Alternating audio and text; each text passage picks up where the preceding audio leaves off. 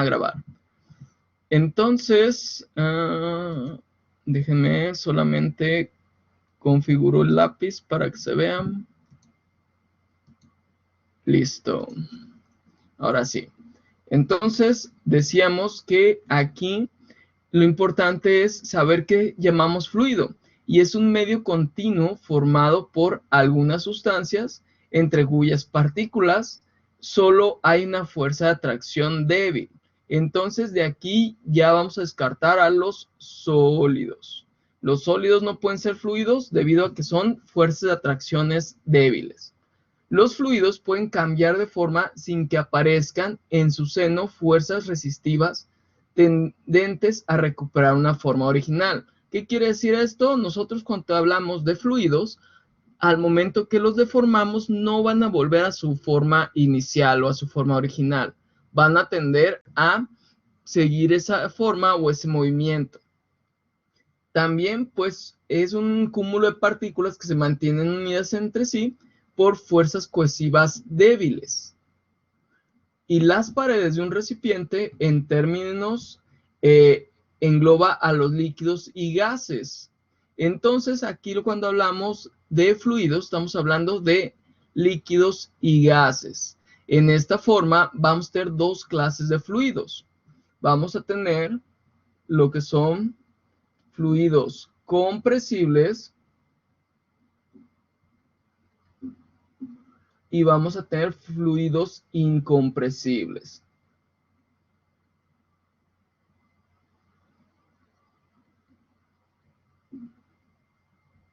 Son en los que se va a dividir esta definición de fluidos. Entonces nos dice, los líquidos pues toman la forma del recipiente que los aloja, manteniendo su propio volumen. Esta es una de las características que tenemos. Los líquidos siempre mantienen su volumen. Sin embargo, los gases no, los gases carecen de este volumen y por lo tanto van a adquirir el volumen de el contenedor donde se encuentran. Los líquidos solamente van a tomar la forma que abarque ese volumen del líquido, pero los gases no, los gases van a abarcar todo el volumen disponible. Las moléculas no cohesionadas se deslizan en los líquidos y se mueven con libertad en los gases. ¿Por qué nos dice esto? Esto lo que se refiere a es que en el caso de los líquidos todavía hay unas fuerzas de cohesión más altas que en los gases. Los gases, por su parte, sí tienden a estar unidos, entre comillas, pero no con la fuerza de los líquidos. Por eso es que tienden a desprenderse estos. Por eso es que tienden a ocupar todo el volumen que les es posible por medio de esta expansión. Y el ejemplo, pues lo podemos ver simplemente cuando hace mucho calor en estas épocas y que vemos de repente las peceras y aquí en la parte superior de esos que traen tapita empezamos a ver que se empiezan a empañar aquí. ¿Por qué? Porque ese líquido con altas temperaturas empieza a generar una mayor presión vapor. Por lo tanto, empieza a evaporarse una cantidad un poco mayor de líquido.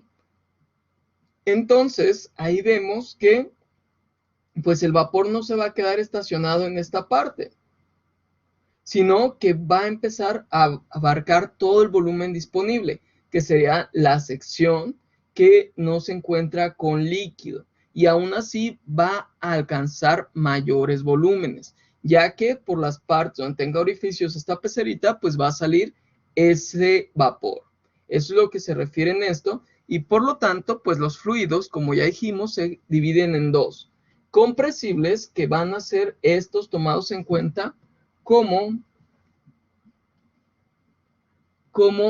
aquellos que pueden comprimirse y son los gases. Mientras que los incompresibles, pues van a ser todos aquellos que no podemos comprimir, como es el caso de los líquidos. Entonces, esas son las divisiones que tenemos de los fluidos. Y esto es de suma importancia porque vamos a estar desarrollando problemas que implican estas definiciones.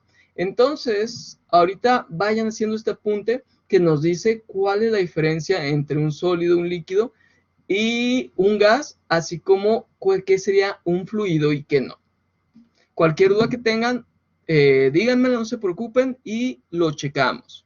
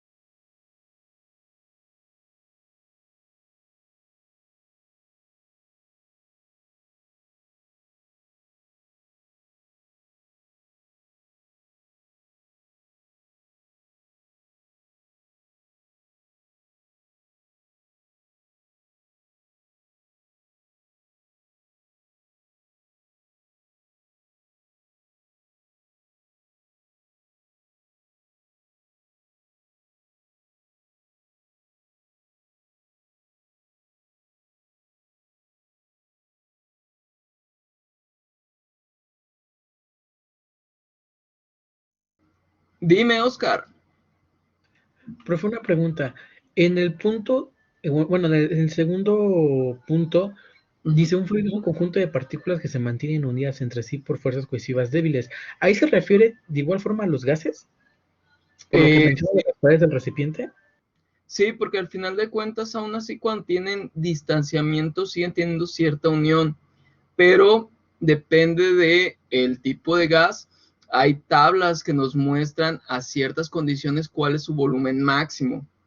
Entonces, aquí hay cierta, ¿cómo podríamos decirlo? Ciertas mediciones que se pueden hacer sin contar, pues, condiciones ambientales, porque igual si pones un ventilador en el cuarto y todo eso, pues no importa que sean pocos los orificios, van a terminar escapando de lo que es el depósito y pues perdiéndose en otro cúmulo de gases que es el aire.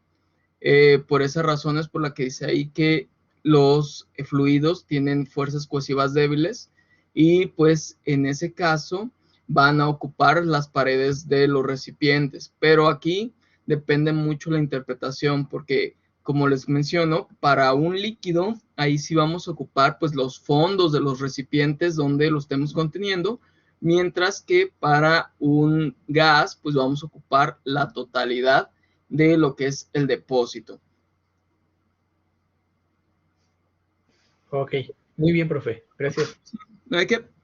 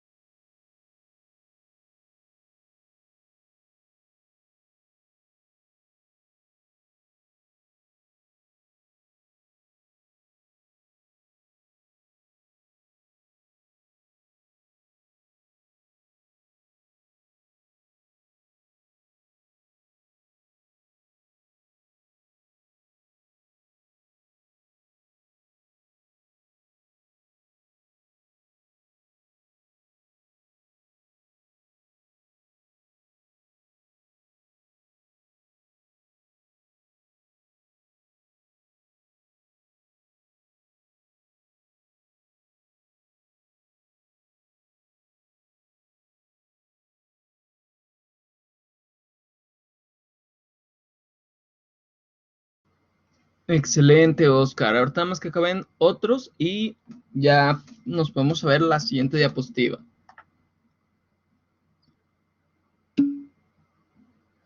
Muy bien.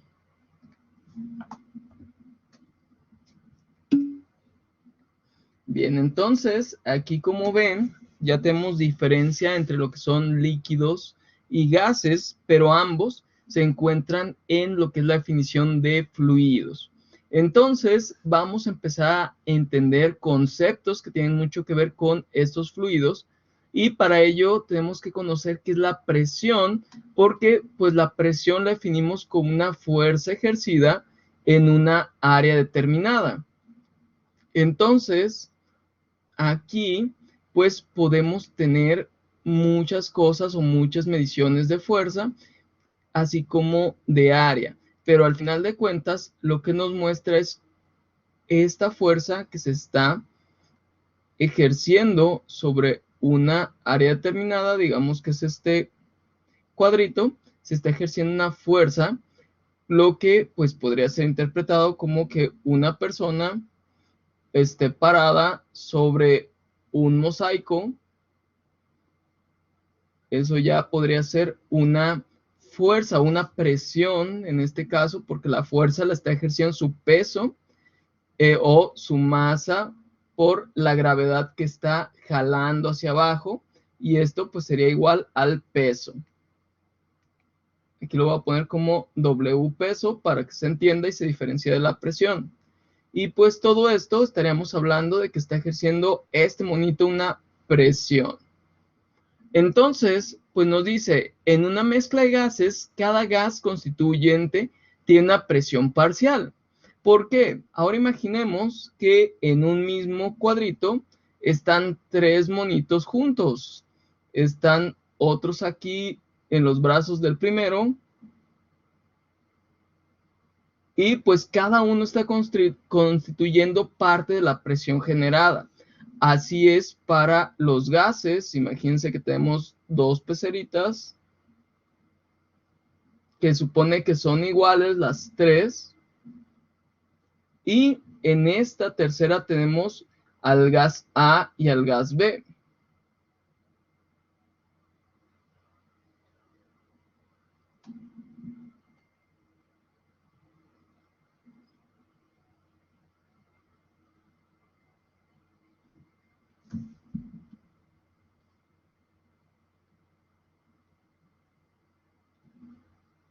Entonces, fíjense, aquí tenemos al gas A más el gas B. Y en estos casos solamente tenemos A y B. Pero según lo que nos dicen aquí, La suma de la presión individual de estos gases nos va a dar como respuesta la suma, o más bien la presión total del sistema cuando ambos gases se juntan. Y es lo que nos dice aquí, cada gas constituyente tiene una presión parcial, que es la presión teórica de ese gas constituyente si ocupase por sí solo el volumen completo de la mezcla original, a la misma temperatura. Entonces, nos quiere decir que nosotros tenemos que tener una temperatura que va a ser constante. Y nos menciona también la presión total de una mezcla, perdón, de una mezcla de gases ideales es la suma de las presiones parciales de los gases de la mezcla. Entonces, fijan, aquí, para determinar una presión total, tenemos que realizar la sumatoria de las presiones que constituyen nuestra mezcla. Entonces, para este caso, pues sabemos que la presión total es igual a la presión de A más la presión de B. Y de esta forma, pues podemos determinar cómo se está generando la presión total. O inclusive, si nosotros tuviéramos la presión total y conociéramos la presión solamente de uno de los dos componentes a esta temperatura determinada, podríamos también de esta manera determinar la presión de ese componente que es desconocida. Porque con esto podemos determinarlo, ya que siempre hablaremos de que la presión total de la mezcla va a ser la suma de las presiones parciales de los gases que componen la mezcla.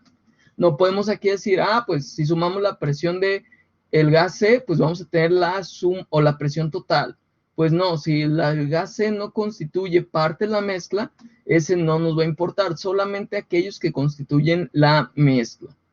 Entonces, aquí es lo que les digo, aquí como los monitos, cada uno constituye parte de la presión que se genera, pues aquí también los gases constituyen parte de esa presión. Imaginemos que es como si nosotros tuviéramos una alberca en donde nosotros estamos midiendo el volumen y de repente metemos a una persona a que empiece a nadar a ella. Entonces, al ver esto, pues vamos a ver que el volumen incrementa. Ahora si metemos a otras dos personas, pues va a incrementar más. Entonces, de esta manera estamos viendo que conforme metemos más gente, el volumen va incrementando. Lo mismo va a suceder, pero aquí con la presión. No sé si les queda alguna duda de esto.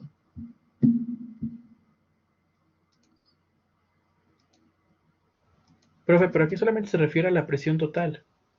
Sí, a la presión total. Las presiones parciales, ahorita vamos a ver cómo se determinan, pero aquí estamos más bien haciendo la relación entre lo que son presiones parciales y presión total. Que la presión total, como ya les dije, es la suma de las presiones parciales.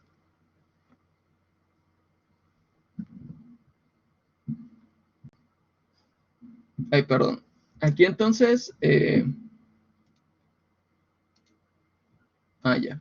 Entonces, hagan nada más aquí apunte de estas cosas que determinamos sobre presión total, presión parcial. Ahorita vamos a seguir viéndolas, pero es como se va a considerar la presión. Ya vimos que la presión es una forma en la que vemos que actúa una fuerza sobre un área determinada, y esto pues lo estamos traduciendo a cómo se comporta en el caso de los gases.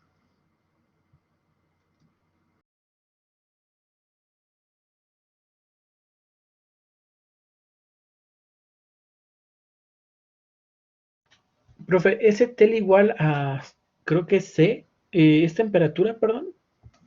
Sí, esta es temperatura constante. Es una T. Temperatura constante para lo que sería la consideración de la suma de las presiones parciales de los gases. Tienen que ser todo la misma temperatura, no puede ser de que este sea 29 grados, esta 28, y al final de cuentas queramos una presión total a 32 grados centígrados. Tienen que ser todas en la misma condición.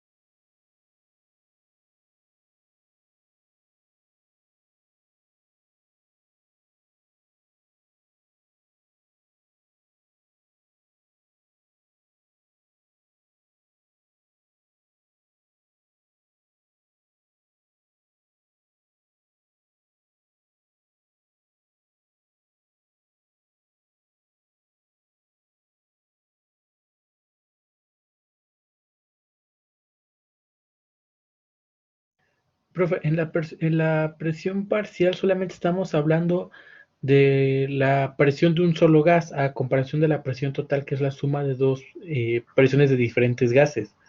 Exactamente, ajá. Ahí sí, la presión parcial, sí va a ser solamente del gas que se encuentra y, bueno, más bien de uno de los gases constituyentes, mientras que la presión total ahí sí se consideran todos los gases. Si tienes un 20% de dióxido de carbono, un 10% de oxígeno y tienes un 10, 20, 70% de nitrógeno, pues todos van a contribuir de esa forma. O sea, vamos a tener qué condición tendría por sí solo o de forma, ¿cómo podríamos decirlo? Única, el gas del oxígeno, un dióxido de carbono y por otra parte el nitrógeno. Y todo eso vamos a tomar ciertas consideraciones que ahorita vamos a ver para determinar cuál sería la presión total de ese sistema.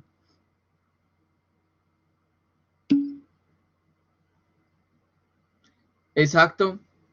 Ahí tenemos todas estas leyes que pues, nos hablan sobre los gases y en ellas vamos a empezar a ver pues varias cosas de cómo aquí es que tenemos para poder considerar todos los gases que son en el caso de la ley de Dalton, la ley de presiones parciales, que pues nos habla sobre esa suma, que la presión parcial va a ser parte de lo que es la presión total. Entonces, al sumar las presiones parciales, tenemos la presión total.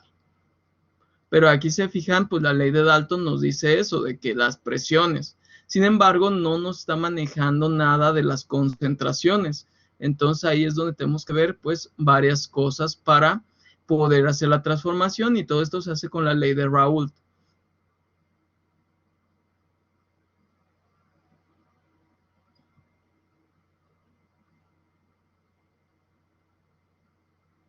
Entonces ahorita vemos eso, no se preocupen, pero sí, por ahí va la cosa de la ley de Dalton y la ley de Raoult. Muy bien.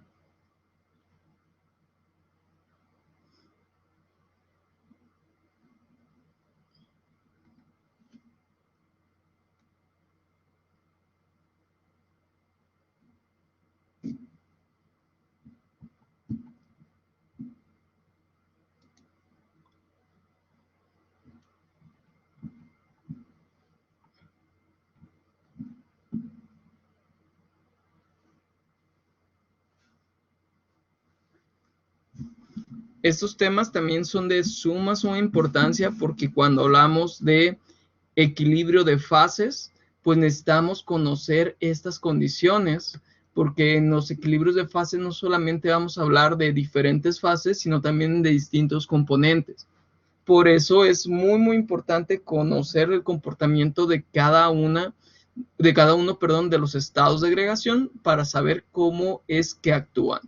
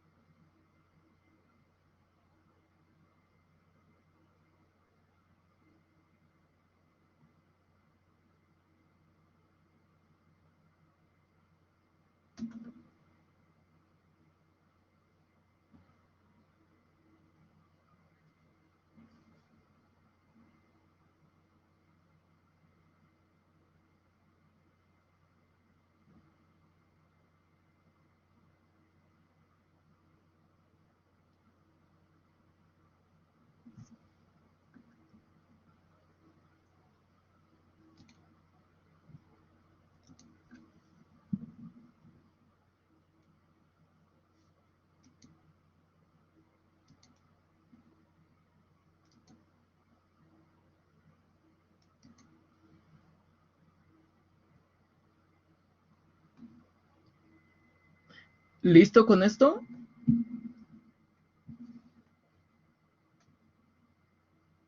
De mi parte sí, profe. Muy bien. Excelente. Entonces, vamos a ver todavía un poquito más del comportamiento de estas presiones. Antes de entrar a todo esto que ya vimos que vamos a hablar de la ley de Dalton y pues de la ley también que tiene que ver con esto de las presiones parciales, que es la ley de Raoult. Vamos a hablar primero definiciones sobre las presiones. ¿Por qué? Porque pensamos que cuando hablamos de presión, pues todo se entiende, por así decirlo, porque pues es una fuerza que vamos a ejercer sobre una área y ya. Sin embargo, la presión ahora sí que depende desde el ángulo que se le observe, va a tener diferentes definiciones. Entre ellas, pues vamos a encontrar la presión absoluta, que pues nos habla sobre aquella presión que se está ejerciendo por medio de los gases o por medio de varias cosas que están interactuando, y vamos a obtener como respuesta pues una medición. Entonces imaginemos aquí una línea donde esa línea es el vacío. Déjenme eso, escribo mejor acá abajo para que se vea mejor. Estamos hablando del vacío absoluto. Es esa línea. Sin embargo, cuando hablamos de presión absoluta, será un punto que nosotros estemos midiendo. Entonces, esta va a ser mi presión absoluta. Déjenme nada más aquí le cambio porque es muy feo. Absoluta.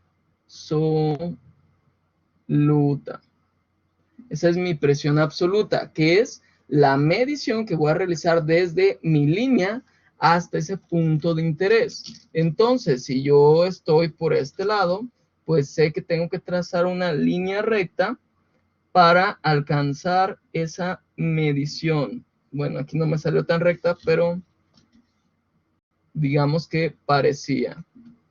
Primero, déjenme poner la línea de abajo. Ahora sí.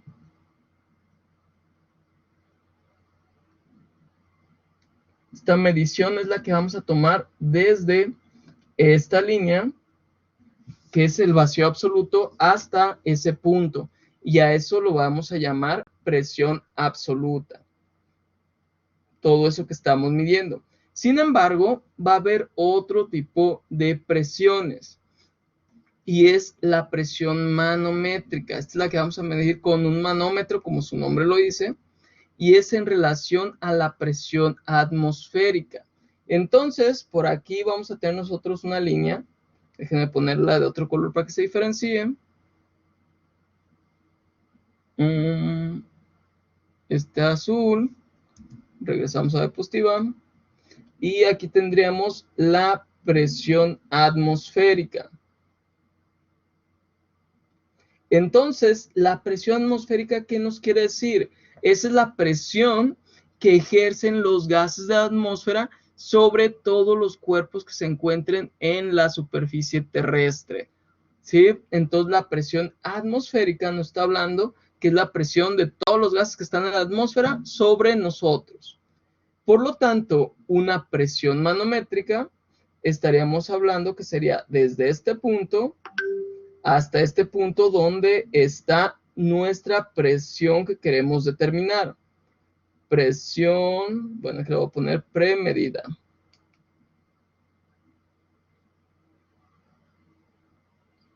Es la presión que estamos nosotros midiendo. Entonces, aquí tenemos que ver esa diferencia.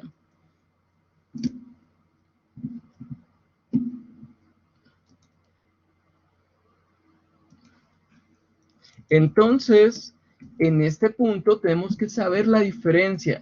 La presión absoluta, como ya vimos, está a partir del vacío absoluto. Y la presión que estaríamos hablando de esta sería la presión manométrica. Entonces, la presión manométrica nos habla que su cero estaría en la presión atmosférica, mientras que la absoluta, su cero estaría en el vacío absoluto.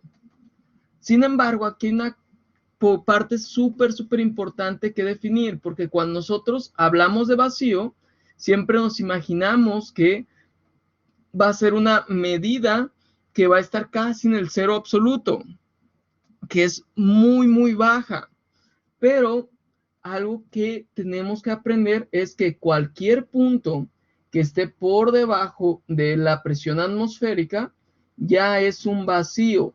Así esté muy cerca de la presión atmosférica o esté muy alejado. Todos estos ya los vamos a llamar vacío. ¿Sí? Sin embargo, va a haber diferencias de vacío. Va a estar el vacío absoluto y va a estar el vacío común que conocemos. Entonces, la diferencia es esta. Se va a considerar una presión de vacío a toda presión menor a la presión atmosférica. Mientras que la presión absoluta va a ser aquella que nosotros medimos a partir del vacío absoluto hacia un punto de presión que necesitamos medir. Cuando nosotros medimos ese punto de presión que necesitamos medir a partir de la presión atmosférica, estamos hablando de la presión manométrica. Entonces, estos son los puntos de gran importancia que necesito que comprendan. ¿Por qué? Porque en el caso que yo les esté hablando de que tenemos una presión absoluta en el sistema de 3 atmósferas, pues estamos hablando que yo estoy contando a partir del vacío absoluto hacia mi punto de medición, 3 atmósferas. Pero si yo les digo, tenemos 3 atmósferas manométricas, pues esto sería totalmente distinto a lo que conocemos. ¿Por qué? Porque aquí estaríamos hablando de una presión más de presión, valga la redundancia, a diferencia de cuando medimos de forma absoluta. Es un ejemplo cuando ustedes van a la llantera o van a la gasolinera y de repente notan o que están bajas las llantas y quieren ponerle aire a su llanta. Entonces les pregunta el de la gasolinera, ¿cuánto le podemos de presión, joven? Y ya ustedes le dirán, no, pues 28, 32, dependiendo. Ya es que si traen camioneta, pues ya 30 y tantos. Pero si le dicen esto, ¿qué son? ¿Se acuerda alguno de ustedes que en qué unidades se miden en las llantas?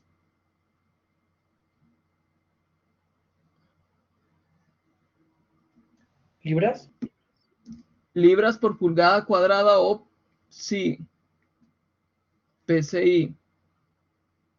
En esos casos, algunos van a traer una G que significa sí, gauge, o sea que manométrica, y otros van a tener sí y una A, que es la otra opción, que sería atmosférica.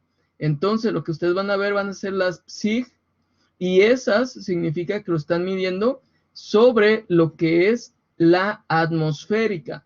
Por lo tanto, para saber qué presión tiene realmente de forma absoluta esa llanta, tendríamos que poner las 32 SIG y sumarle la presión atmosférica. ¿Que cuánto es la presión atmosférica? ¿Quién me dice?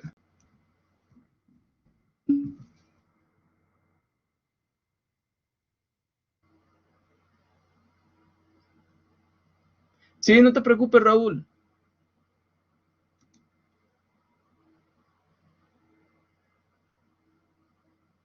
¿Presión atmosférica referente a qué, perdón? ¿Cuánto es la presión atmosférica? ¿En qué unidades, profe? En las que ustedes gusten. Una atmósfera.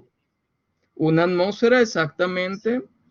Igual como puso mi compañero, 760 milímetros de mercurio también. Exactamente. ¿Y a nosotros en qué lo necesitaríamos para ahorita lo que estamos haciendo? Lo necesitaríamos en En SIG. PES. Ajá, Ajá. bueno, en este caso es PSI porque ya nos estaríamos tomando como SIG. ¿Por qué no lo vamos a tomar ya como SIG?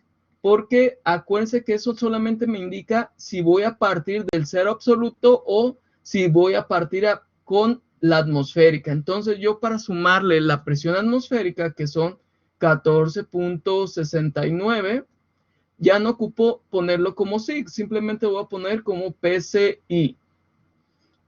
Con esto yo ya sabría que mi presión absoluta en la llanta es igual a 46.69 SIG. Entonces estos 46.69 PSI son mi presión absoluta en la llanta. Esta es la presión que se está ejerciendo a partir del vacío absoluto en lo que es este sistema, que es la llanta. Esa es la diferencia de que cuando hablamos sobre una presión atmosférica, una presión manométrica, y cuando pues estamos diciendo sobre la presión absoluta. De esta forma es como tienen que entender que se va a manejar, y en esos casos pues vamos a checar muy bien todo lo que estemos haciendo o revisando, porque es muy distinto que nosotros estemos hablando sobre presiones absolutas o presiones manométricas. Va a ser esto lo que va a cambiar cómo tratemos nuestro sistema. ¿Hasta aquí alguna duda?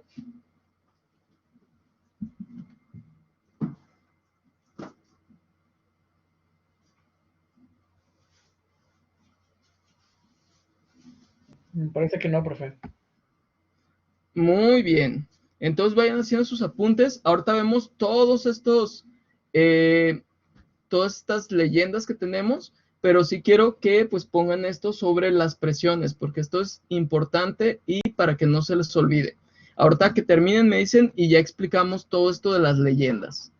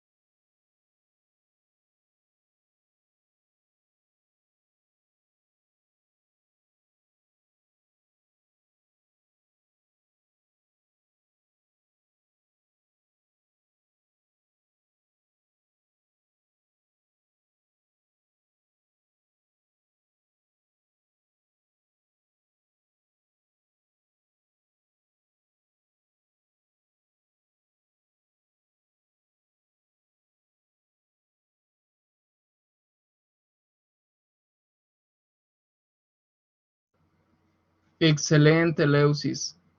Ahorita continuamos entonces con esto que son las leyendas.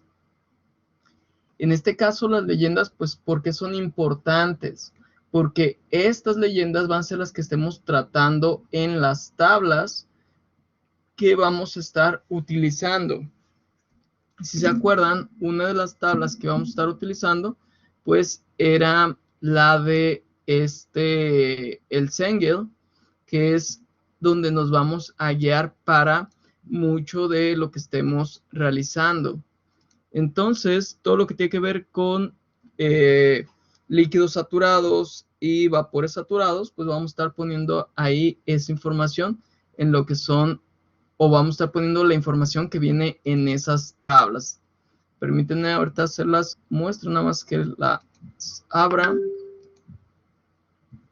Profe, por cierto, me parece que esta presentación todavía no está en Blackboard.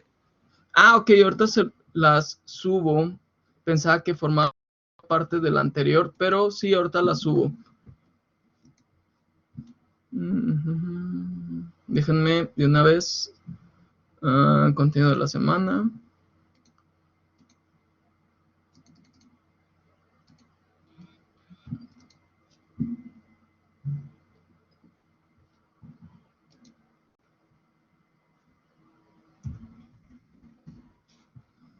Y va a venir aquí como clase 6. A ver, sí. Clase 6.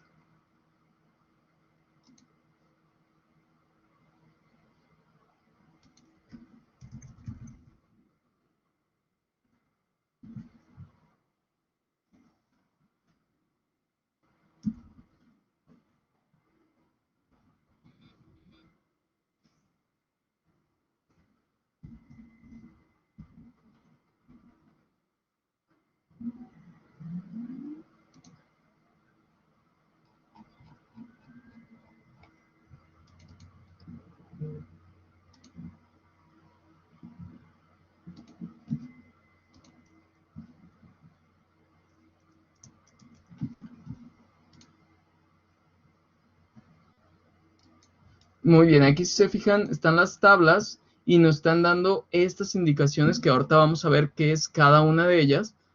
Sin embargo, aquí pues podemos ver que se muestran estas leyendas en donde encontramos la leyenda de temperatura, presión de saturación, encontramos también esta VF, que es el volumen del líquido, VG, que es volumen de gas, UF, que es la energía interna del líquido, UFG, que ya vimos o vimos en las clases anteriores, que se trataba de la energía interna de vaporización, UG, que es la energía interna del gas, HF, que es la entalpía del líquido, HFG, entalpía de vaporización, HG, entalpía del vapor. También así vamos a encontrar los de la entropía, que es SF, entropía para el líquido, SFG, entropía de evaporación, y SG, que es entropía del vapor. Eso es lo que vamos a estar viendo, y como se fijan, es lo que nos menciona aquí en las leyendas. La P, pues aquí nada más significa presión. En nuestro caso, las tablas, vamos a ver qué dice PSAT, presión de saturación. T, pues es temperatura, y dependiendo pues de cuál temperatura hablemos, en estos casos viene ahí que nos dice es la o el punto de saturación del vapor o del agua. En nuestro caso también es lo mismo. Aquí vamos a encontrar lo que se refiere a nuestras tablas y tenemos la temperatura que va a corresponder a la saturación. Esta temperatura a los 20 grados es a la temperatura que vamos a tener una presión de saturación de 2.3392. Pero si vamos para abajo, vamos a encontrar que está en función de la presión y su temperatura de saturación a esa presión es de 6.97. Si en cambio tuviéramos una presión de 10 kilopascales, su temperatura de saturación sería a los 45.81 grados centígrados. Entonces, esa es la diferencia que vamos a ver, pero todo lo demás es igual. VF, pues es el volumen específico del agua saturada. VG, volumen específico del vapor saturado. HF, entalpía específica del agua saturada. Y nos dice, es la energía requerida para calentar agua desde 0 grados centígrados al punto de ebullición. ¿Por qué aquí no nos dice 100 grados centígrados? Díganme ustedes. ¿Por qué no está mencionando punto de ebullición y no los 100 grados centígrados?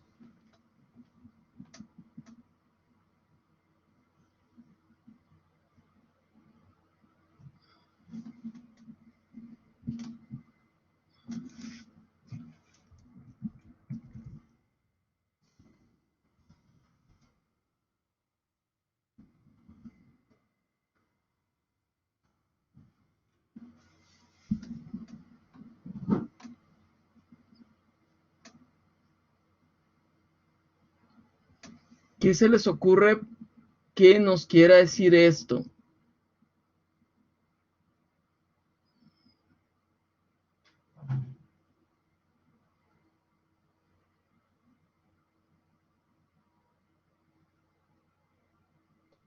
¿En qué parte, profe?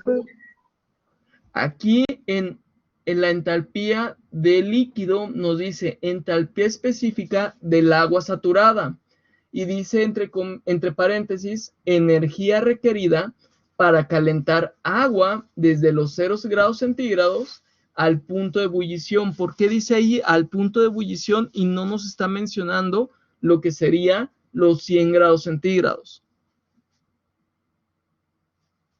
Porque dependiendo, bueno, dependiendo de la presión es el punto de ebullición del agua también. Exactamente, ese es el punto más importante.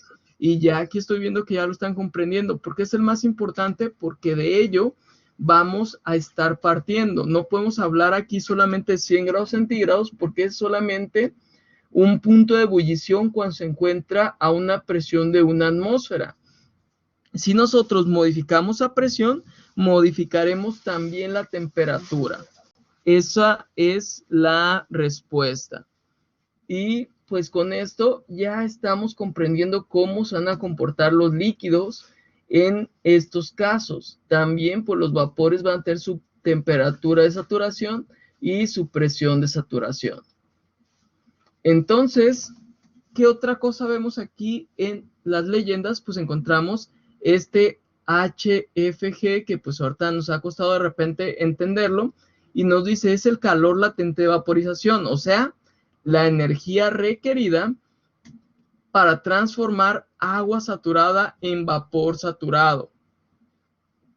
Pero aquí nos dice vapor saturado seco. Si se acuerdan, déjenme borrar esto de las presiones. Si se acuerdan, nosotros íbamos a tener así una que parecía como un poco escalerita, donde íbamos a tener lo siguiente o la siguiente descripción, en la cual vamos a tener un líquido subenfriado que iba a aumentar hasta ser un líquido saturado y después íbamos a tener una mezcla saturada para tener finalmente un vapor saturado. Y después de esto iba a crecer y se iba a convertir en un vapor sobrecalentado. Esos iban a ser los estadios que teníamos. Aquí me faltó mezcla saturada. Y en este caso, ¿qué era lo que nos dice aquí? Pues que es hasta un vapor saturado seco. Este punto en específico ya es considerado como un vapor saturado seco, porque ya perdimos toda la humedad que teníamos en el sistema. Recuerden que aquí, en esta mezcla saturada, no vamos a poder cambiar la temperatura hasta que no se haya transformado todo el líquido en vapor. Hasta que no se termine el líquido, no vamos a poder aumentar la temperatura del vapor. Una vez que se termine el líquido, que solamente tengamos vapor, todo el calor que inyectemos se convertirá bueno, más bien actuará para aumentar la temperatura de lo que sería ese vapor ya seco. Entonces ya sería llamado vapor sobrecalentado. Esa es la diferencia, que también ya le vamos a poder llamar gas. Y con eso pues estaríamos definiendo cuáles son las diferencias entre los distintos estados. Recordemos que desde que es un líquido saturado hasta que llega a ser un vapor seco o un vapor saturado seco, vamos a tener cierta cantidad de humedad. Esa es la diferencia. Entonces, acuérdense de estos puntos, y que en el caso de la entalpía de vaporización, pues la energía requerida para transformar esa agua saturada en vapor. Aquí no vamos a hablar de un agua subenfriada, sino agua saturada, porque recuerden que ese es el que está en el límite que puede cambiar de lo que es líquido a vapor, porque ya está lista para hacer ese cambio. Toda la energía que nosotros le inyectemos será para transformarse de estado de agregación, no para aumentar su temperatura o disminuirla. Y finalmente aquí nos dice sobre la entalpía específica del vapor saturado, que es la energía total requerida para generar vapor de agua a 0 grados centígrados. ¿Qué significa esto? Pues que sería la energía para que se transformara ese vapor, o más bien esa agua en vapor, ya que pasó toda esta, ¿cómo podemos decirlo? Toda esta transformación o toda la energía desde que es un líquido hasta que es un vapor. O sea que estaríamos diciendo desde aquí hasta aquí más o menos. ¿Sí? Por eso es que estamos diciendo aquí que la resta entre lo que es el líquido y lo que es el vapor nos va a dar la de vaporización, porque aquí lo estamos tomando ya fuera de lo que es un vapor seco, por así decirlo. Es un puntito después del vapor seco, mientras que este, como nos dice, es la entalpía específica del agua saturada.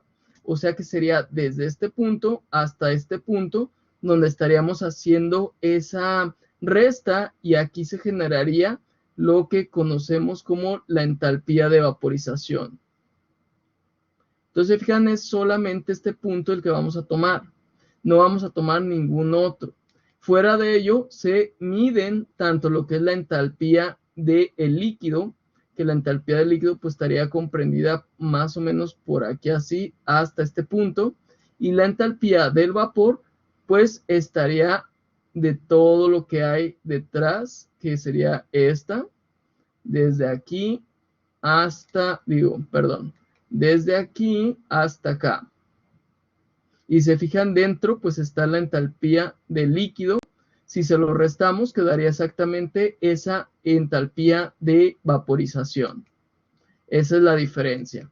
Entonces, aquí con esto ya comprendemos también lo que significaba volumen específico, volumen de vaporización, volumen del gas, etcétera, etcétera, así como la entropía, que también vamos a medir, y la energía interna. No sé si les queda alguna duda con esto.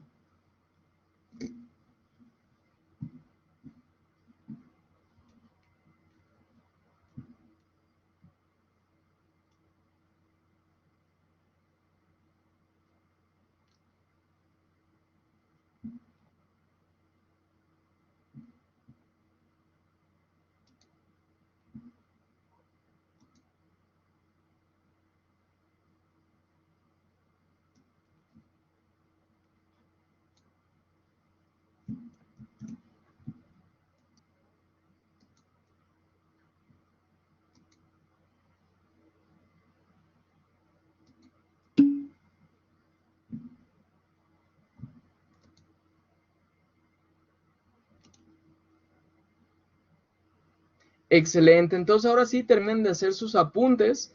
Este diagramita pues ya saben cómo interpretarlo, y también ahora ya saben cuáles son los límites para determinar cuál es la entalpía del líquido, cuál es la entalpía del gas y cuál es la entalpía de vaporización. Entonces pongan esos apuntes para que ustedes los hagan y le pongan ahí ya, si tienen colorcitos, cuál es la diferencia de cada uno, que puedan comprenderlo.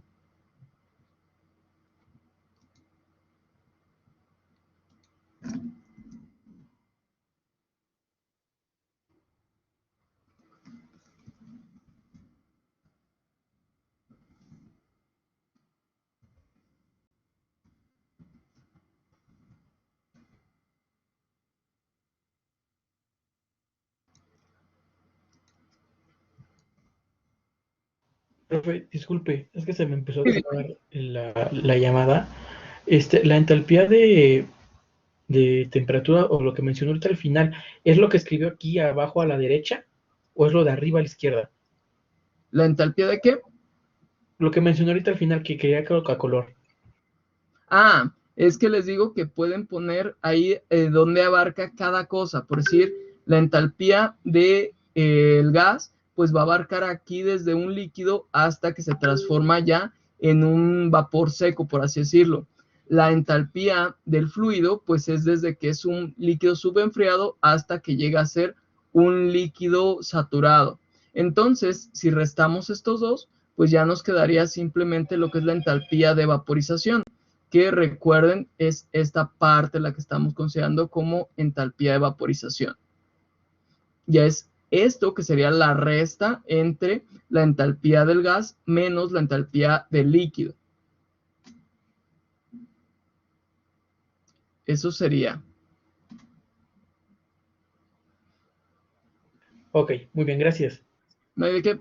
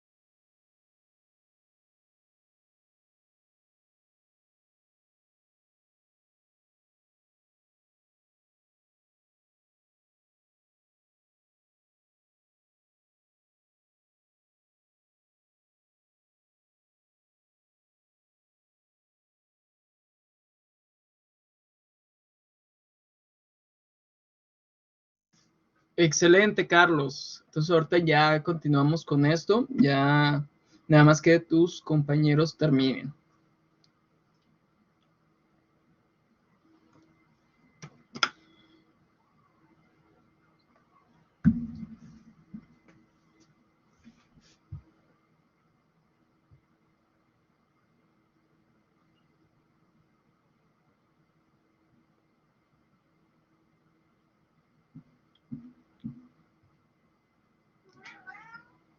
Yo igual listo, profe. Muy bien. Bien, entonces aquí, pues se fijan, son estas tablas. Aquí vemos otra vez las mismas tablas, pero pues aquí estamos haciendo medición de la presión manométrica. O sea que va a ser la presión que vamos a medir a partir de lo que es la presión atmosférica. Por eso aquí vemos kilopascales G, porque es manométrica. Acá veíamos absoluta y veíamos que teníamos solamente kilopascales.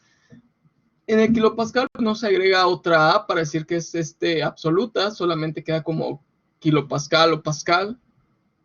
Cuando es manométrica, sí, se maneja esa G que vamos a colocar para indicar que es manométrica. Entonces nos empieza a definir aquí que la presión manométrica pues tiene un cero en relación a la presión atmosférica, que recuerden que era a partir de donde se iba a medir, y la presión absoluta va a ser a partir del vacío perfecto o vacío absoluto.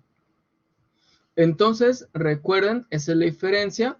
La presión absoluta pues va a ser medida desde aquí abajo, mientras que la manométrica pues va a ser medida a partir de esta línea de la atmosférica. Esa es la única cosa que nos menciona aquí. Y pues aquí nos dice, la presión atmosférica suele ser pues 101.3 kilopascales o 14.7 psi. Entonces, con esto es como vamos a tomar en cuenta lo que sería en los cálculos para poder obtener tanto la presión atmosférica como la presión manométrica. Así también, pues lo tenemos como una atmósfera, ya lo saben. Aquí le tendremos que poner una atmósfera, o también lo que sería en SIG. Y pues ya habíamos comentado hace rato cuánto era en SIG una atmósfera, y eso corresponde, permítanme nada más que se trabó esto, corresponde a 14.69, sí, o PCIs. Eso es a lo que vamos a tomar en cuenta para las mediciones. Entonces, si quieren, anoten esas mediciones de la presión atmosférica para poder hacer unos ejercicios.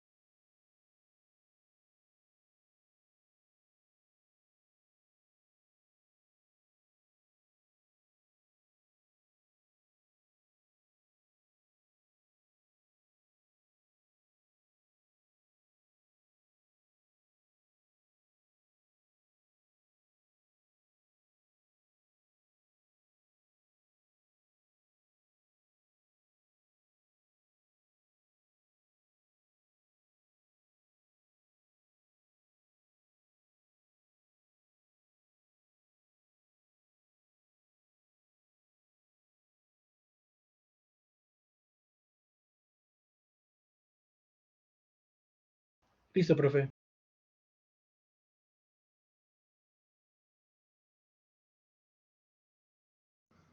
Excelente, entonces ya con esto vamos a poder resolver los siguientes ejercicios que quiero que los anoten y ya ustedes lo resuelven en su casa con mucha paciencia y entendiendo qué es lo que están haciendo. Estos vienen aquí, calcula cuál es la presión manométrica si su presión absoluta es 32.14 CIA. Calcula cuál es la presión absoluta si su presión es 225 kilopascales G. Y finalmente, ¿cuál será la presión en SIG de un sistema si el dato con el que cuenta o que contamos es que la presión está dada por 56 CIA, perdón. Entonces, en ese caso, ya tienen que hacer ustedes la deducción de qué es cada una más bien cuál es cada uno de los requerimientos. Y en este caso, pues ya simplemente usarán los datos que ya notaron de la diapositiva anterior para hacer estas transformaciones. Si tienen que sumarlas o tienen que restar esta presión atmosférica.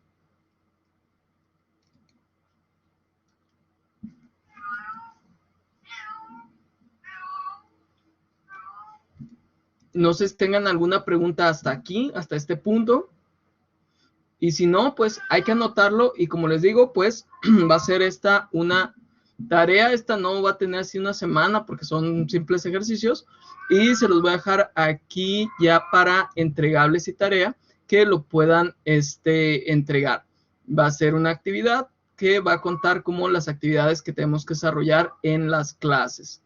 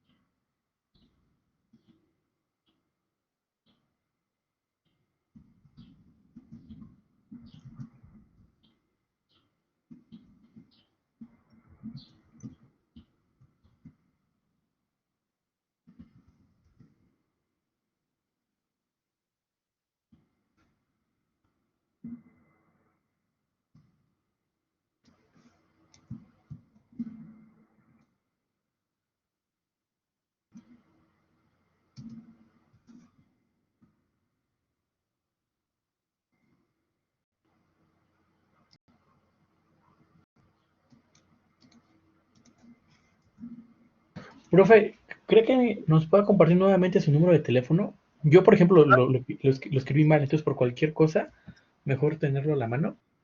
Sí, ahorita se los coloco aquí para que lo tengan. Nada más permíteme para Gracias. ponerlo. Uh-huh.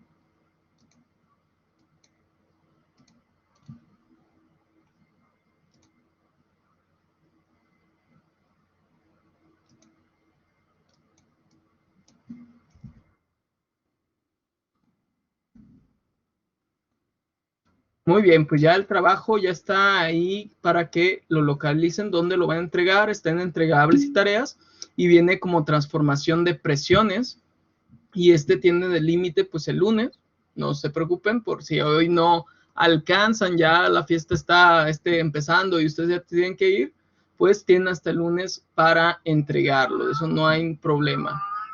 Dime, Edith.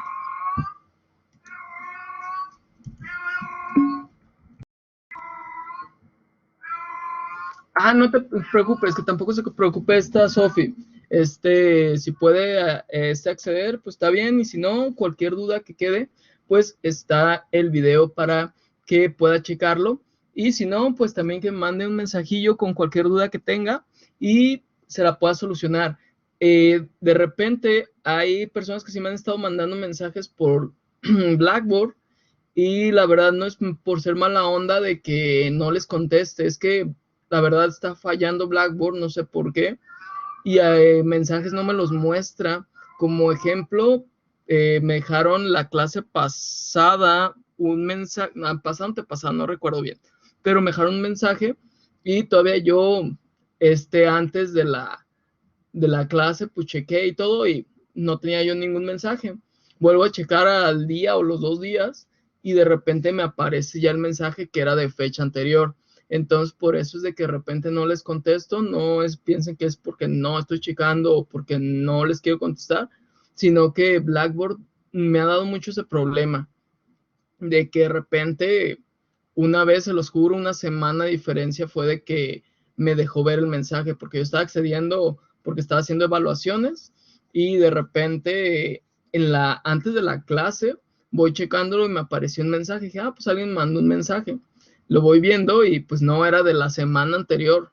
Entonces, sí, de que eso es lo que está pasando con Blackboard, no sé por qué sea esa falla, pero pues sí, para mí sería más fácil si de repente ocupan algo, es urgente o de repente pues pasa alguna situación, pues que mejor se comunicaran por este medio conmigo.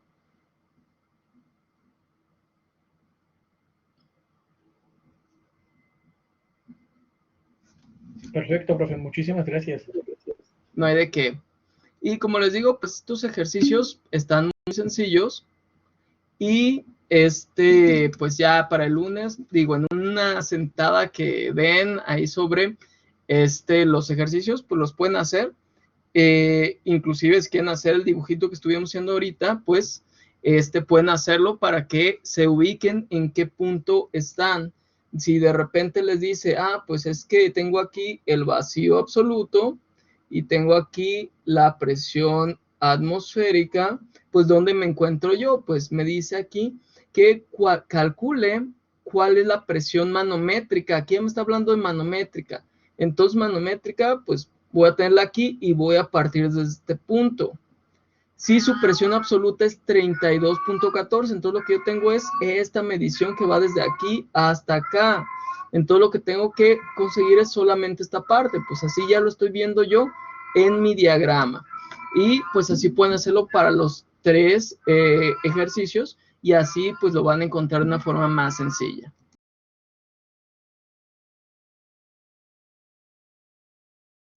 ¿Me puede repetir el nombre? ¿Diagramas cómo, perdón, profe? Que puedo repetir que no te entendí eso. ¿El nombre del diagrama, perdón? Pues es nada más un diagrama de sobre las presiones. No, bueno, no lo he visto que tenga un nombre como tal, pero solamente es un diagrama de presión. Ok, pensé que tenía un nombre específico. Sí, no.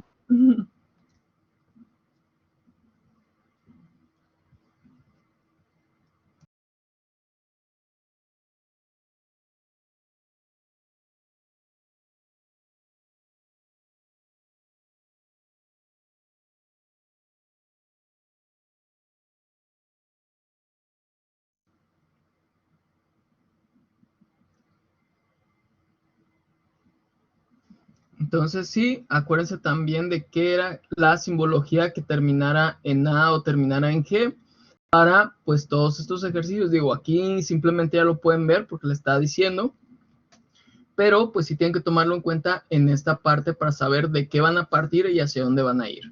Entonces, pues con esto ya quedan las indicaciones sobre lo que es el ejercicio. Y como les digo, pues está muy, muy, muy sencillo. Solamente que sí quiero que tomen en cuenta esto de cómo se realizan y se diferencian lo que son las presiones manométricas de las absolutas.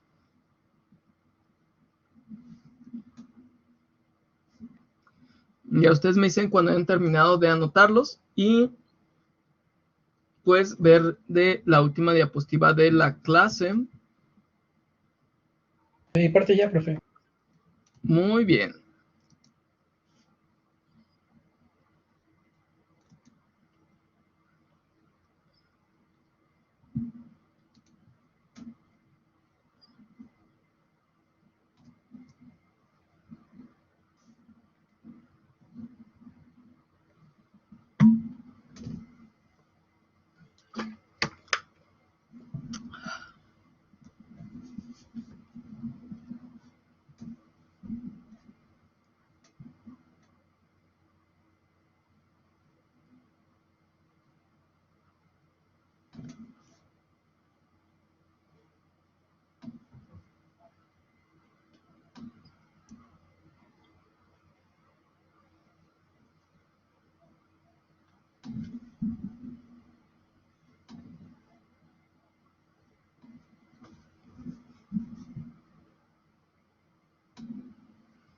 Muy bien, entonces, ahora de lo que vamos a empezar a hablar es presión vapor.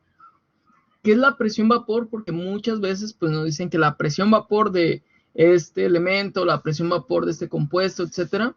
Pues la presión vapor, aquí como nos dice, es la presión que ejerce la fase gaseosa o vapor sobre una fase líquida en un sistema que va a estar cerrado. Y esto pues va a estar en una temperatura determinada y en ella la fase líquida y la vapor pues se van a encontrar en equilibrio. Entonces, ¿qué quiere decir esto? Otra vez hacemos nuestro dibujo de la pecerita y tenemos un líquido que pues va a estar evaporando y aquí estamos manejando una presión de ese gas. Ese gas, al estar ejerciendo una presión, pues la ejerce también hacia el mismo líquido. Por lo tanto, esa presión que genera el gas, más bien el gas que se evaporó a partir del líquido, va a ser la presión vapor del sistema. Y nos dice también, este fenómeno también lo presentan los sólidos. Entonces no es solamente los líquidos. ¿Por qué? Porque se acuerdan cuando vimos los estados de agregación, veíamos que también los sólidos pues podían evaporarse. Y dice, cuando un sólido pasa al estado gaseoso sin pasar por el estado líquido, algo que conocemos como sublimación, en este caso hablamos de una presión vapor. ¿Por qué? Porque ese vapor, si lo tuviéramos encerrado, este sólido, en una pecerita también, estaría ejerciendo una presión en el líquido, en el sólido, como en el sistema. Entonces aquí se va a empezar a generar una presión que vamos a llamar presión vapor. Y así es como podemos entender qué significa esa presión. Por lo tanto, nos quiere decir también cuánto líquido se está evaporando, cuántos sólidos se está evaporando, que eso lo podemos sacar con otras relaciones. Pero esto es lo que vamos a entender en general por presión vapor. Y aquí algo que nos explica, dice, en la situación del equilibrio, las fases reciben la denominación de líquido saturado y vapor saturado. Entonces, cuando hablemos de las presiones vapor, va a ser porque tenemos una mezcla saturada.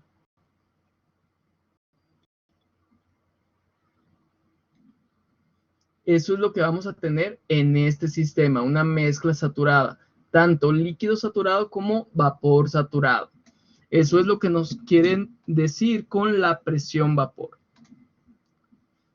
No sé si hasta aquí quede alguna duda con respecto a todas estas definiciones.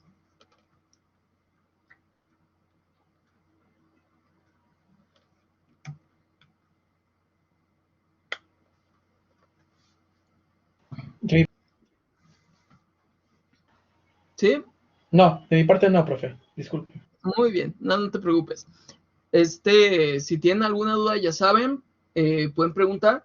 Y pues de aquí sería esa la definición importante, porque de repente en presión vapor, pues nos quedamos pensando así como que pues es la que los gases ejercen sobre un objeto, pues sí, entre comillas, pero la presión vapor se considera que proviene del mismo fluido en el cual está ejerciendo una presión o en el sistema.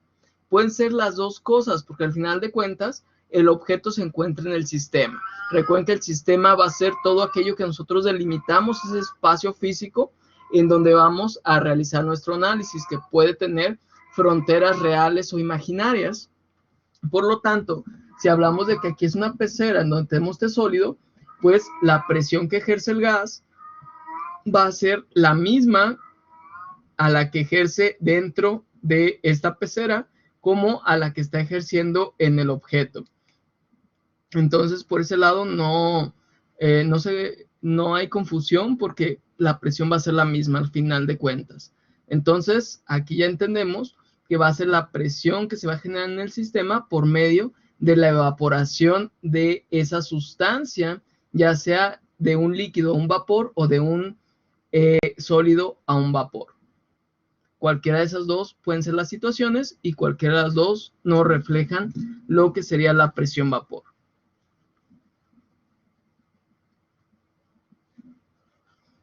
Entonces, pues hagan sus anotaciones y pues ya aquí terminaríamos la clase del día de hoy. Se llevan pues su tarea, que pues está sencilla. Igual yo creo que algunos ya la resolvieron ahorita. Y pues ahí solamente sería subirla en el sistema para que quedara esa tarea registrada.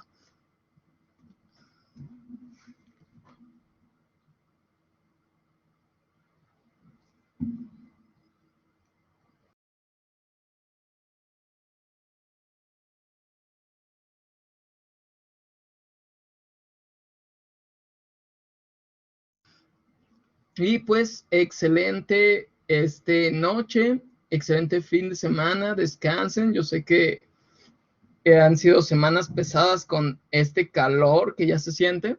Entonces, pues descansen mucho, hidrátense y cualquier cosa, ahí estamos al pendiente para realizar cualquier cosa, ¿sí? Ahí de cualquier comentario, cualquier duda, ya me pueden hacer para que podamos resolverles cualquier duda que tengan.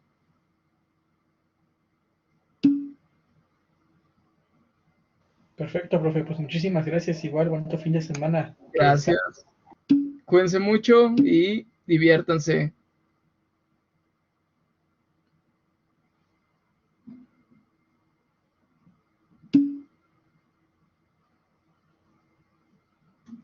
Hasta luego, Luis. Cuídense.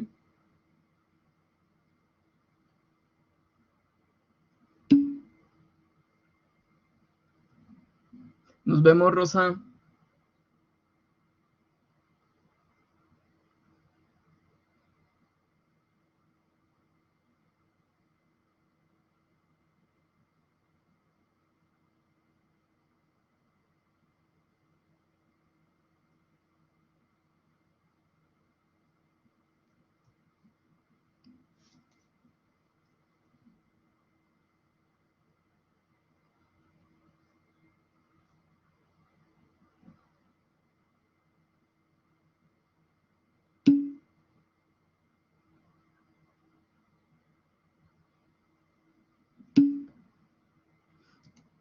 Muy buen fin, Eleusis. Cuídate mucho y diviértete.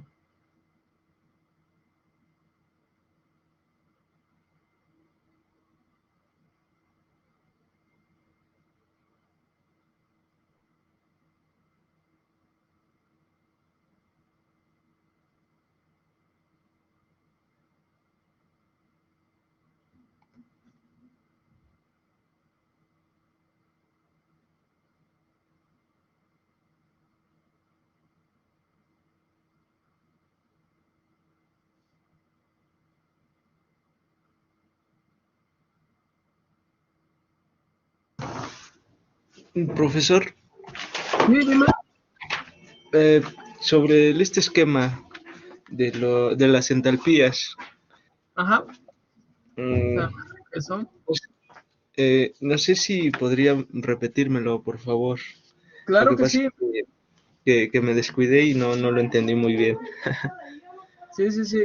Aquí lo que pasa en este esquema, es más, déjame buscar una aquí para volverte a dibujar, es que tenemos nosotros el comportamiento de el agua en este caso, donde tenemos un líquido que le vamos a llamar subenfriado,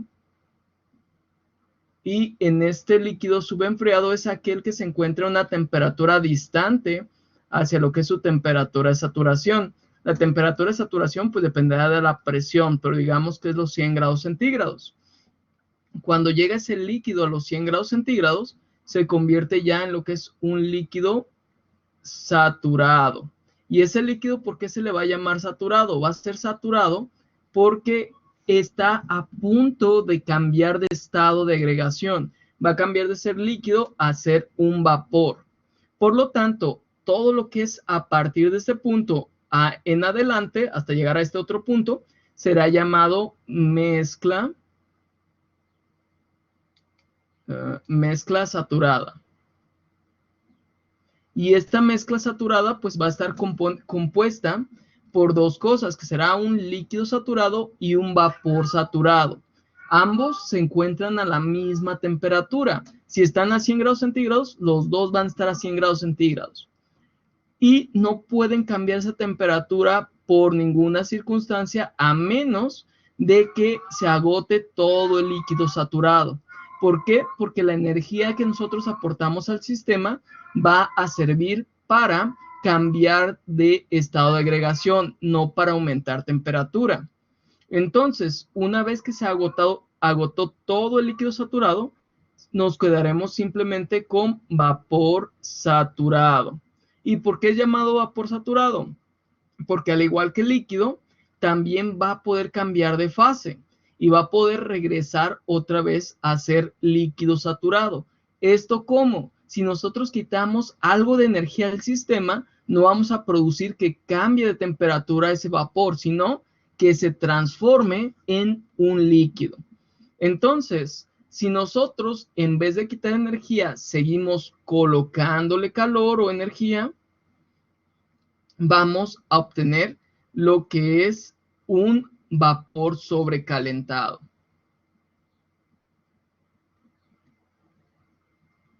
Aquí le voy a poner una más sobre. Ese vapor sobrecalentado también es llamado gas y es lo que ya nos dice que está lejos de poderse transformar en lo que sería un líquido, ¿sí? Ya no va a ser tan fácil, así como un vapor saturado, transformarlo en líquido, sino que necesitaríamos quitar mucha energía para poder transformar este gas en un líquido saturado. Entonces, esa es la diferencia. Pero, ¿qué veíamos en el diagrama? En el diagrama tenemos tres conceptos de entalpía. Tenemos la entalpía del líquido que viene como HF, tenemos la entalpía del gas que viene como HG y tenemos la entalpía de vaporización que se representa como HFG. Estas tres formas son en las que encontramos esa entalpía en los diagramas y es lo que nos dice aquí. Por su parte, lo que es la HF, que sería la entalpía del líquido, nos dice que es la energía requerida para calentar agua desde los 0 grados centígrados hasta el punto de ebullición. Entonces, hasta que se transforma en saturada. Por lo tanto, aquí voy a poner con otro colorcito y desde aquí, desde los 0 grados centígrados hasta que llega a su saturación, en ese caso es donde nosotros vamos a considerar esa HF o esa entalpía del líquido. Entonces solamente abarca este punto hasta donde llega a la parte de saturación. Aquí le vamos a poner hasta la saturación. En cambio, regresando, nos dice entalpía del gas, entalpía específica del vapor saturado. Entonces aquí dice ya vapor saturado, energía total requerida para generar vapor de agua a 0 grados centígrados. ¿Qué nos quiere decir esto? Pues que nosotros vamos a partir desde este punto que son los 0 grados centígrados hasta llegar aquí que es un vapor saturado, pero es un vapor saturado ya puro. Entonces aquí igual estamos hablando de saturación, pero específicamente del vapor. Y aquí específicamente del líquido. Entonces, si te fijas, estos tienen una zona en las cuales se traslapan. Si nosotros quitamos esas zonas donde se traslapan, solamente nos quedaría esta región. Y eso es como se define la entalpía de vaporización. Y aquí nos lo dice en la página anterior, que nos dice, es el calor latente de vaporización, la energía requerida para transformar agua saturada, que es importante esto, agua saturada, en vapor saturado. Nos regresamos al diagrama y vemos eso. Estamos partiendo de agua saturada o líquido saturado hasta vapor saturado. Entonces, esta es la entalpía de vaporización y transforma lo que sería un líquido saturado en un vapor saturado. Así es como se definen estos esquemitas, y esto es lo que les decía que lo pusieran con colores. ¿Por qué? Porque aquí lo que nosotros vemos en las clases anteriores es que nos decía HFG es igual a HG menos HF. Y es por esta razón, porque aquí tenemos HG, que es esta de abajo, que me faltó ponerle, aquí le pongo un ladito, HG, es este valor alto menos este valor bajo de HF. Y como resultado obtenemos solamente esta región que es HFG o entalpía de vaporización. ¿Queda claro esto? Sí, profe, muy claro. Muy bien, qué bueno que sí quedó claro. Pero sí, esto es lo que me refería yo con que lo pasaran con colores y todo eso. Sí, sí, ya lo tenía, solo que las entalpías no las había entendido por completo, nada más era eso. Sí, es nada más la energía necesaria para que ocurra una situación. En estos casos, pues para que tú aumentes más bien la temperatura desde 0 grados hasta ese punto donde tienes el líquido saturado, pero eso va a depender de muchos factores, puede ser de la presión, entonces la de energía va a cambiar. También para el vapor, porque dependiendo de la presión que tengas, pues será qué energía va a tener cuando llegue a ser ese vapor saturado. Por eso existen las tablas que les pasé. Ok, sí, muy bien, profe, muchas gracias. No hay de qué. Sí, sería todo eso. Semana. Gracias, igualmente. Hasta luego.